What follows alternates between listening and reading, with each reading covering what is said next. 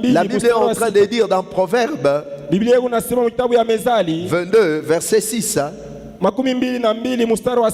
Instruis l'enfant selon la voie qu'il doit suivre. Et quand il sera vieux, il ne s'en détournera point. La voie que l'enfant doit suivre, c'est la parole de Dieu. C'est comme ça que nous avons la responsabilité vis-à-vis de nos enfants. Quand nous venons à l'église, nous devons venir avec nos enfants. Nous devons les instruire afin que cette parole entre dans leur cœur. Même quand ils vont grandir, quand ils vont vieillir, ils ne vont pas s'en détourner. Laisse-moi te le dire, bien-aimé. Jésus a le pouvoir de transformer toute personne. Mais une personne qui a cru quand il était encore trop jeune, et celui qui a cru après avoir connu l'alcool et toutes ces choses, il y a souvent une différence. Alléluia. Amina.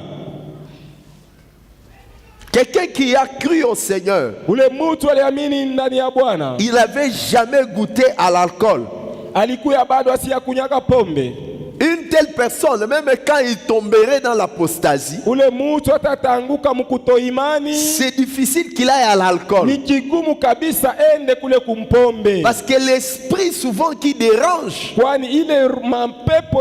les chrétiens, on l'appelle le vieil homme. Vrai ou faux? Le diable voudra te ramener ta vie du passé. Alors si tu as cru au Seigneur en étant déjà passé dans toutes ces histoires-là avant, tu vas rentrer à la case de départ. C'est comme ça que nous devons enseigner à nos enfants. Comme on dit, la prevention is better than cure. Comment est-ce que c'est? Voilà. Ah, voilà. Mieux vaut prévenir que guérir. Au lieu de laisser l'enfant goûter à ça, jouissez. Ecclésiaste chapitre 11, il dit: jeune homme, réjouis-toi dans ta jeunesse. Livre ton corps à toutes sortes de plaisirs. Mais sache qu'un jour,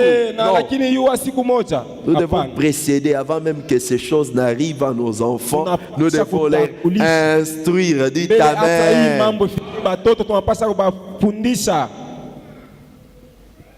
Quelqu'un qui n'a jamais été dans l'alcool, est-ce qu'il y a un alcool tout Dieu?